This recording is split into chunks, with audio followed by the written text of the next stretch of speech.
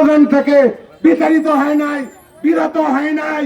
জামাতে ইসলামীর কেন্দ্রীয় কার্যালয় বন্ধ করে দিয়েছিল, জেলা উপজেলা যত কার্যালয় ছিল সবগুলি বন্ধ করে দিয়েছিল। আমাদের অফিস আদালত করতে দেয় নাই।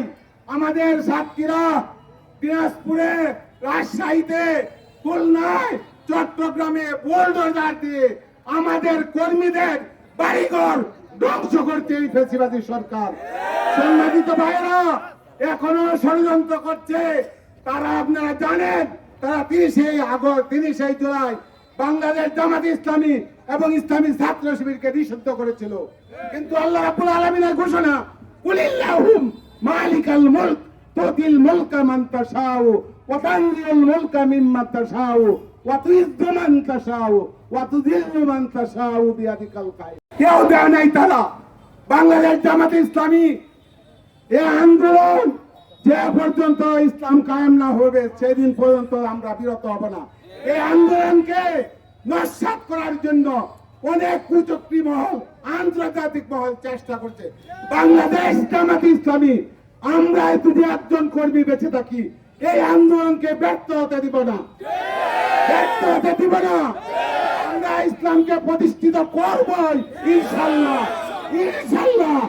সামনে আমাদের অনেক গুরুত্বপূর্ণ কাজ আছে। সেই কাজের সামনে ইলেকশনের প্রস্তুতি আমাদের দিতে হবে।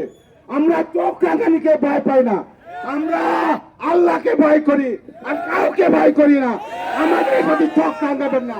আমরা ত্যাগ তিতিক্ষার সংগঠন, আমাদের আদায় দণ্ড থাকে ফাঁসি কাটতে, আরো অন্যদেরকে কি মিশালের মাধ্যমে হত্যা করা হয়েছে জামাত ইসলামীকে দুর্বল করার জন্য। করতে পারছে জামাত ইসলামী 10 গুণ বৃদ্ধি পেয়েছে। ইনশাআল্লাহ আগামী দিনে যে কোনো কর্মসূচির ডাকে আপনারা সাড়া দিবেন। আপনারা অনেক কষ্ট করেছেন, অনেক ত্যাগ তিতিক্ষা স্বীকার করেছেন, আমাদের কর্মসূচিকে বাস্তবায়িত করেছেন। আপনাদেরকে অনেক অনেক ধন্যবাদ।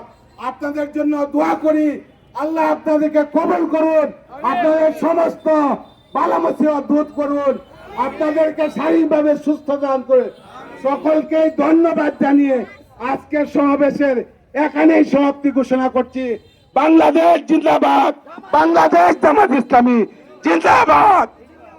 সংগ্রামিত শহীদদের রুহের মাগফিরাত কামনা করে আমরা সংক্ষিপ্ত মোনাজাত পরিচালনা করব। মোনাজাত পরিচালনা করছেন বাংলাদেশ জামাত ইসলামী হোসেনপুর উপজেলা শাখার সংগ্রামী সেক্রেটারি, বিশিষ্ট শিক্ষাবিদ, হোসেনপুর সরকারি কলেজের সাবেক অধ্যাপক আজহারুল ইসলাম বুলবুল স্যারকে শহীদদের উদ্দেশ্যে দোয়া পরিচালনা করার জন্য অনুরোধ জানাচ্ছি।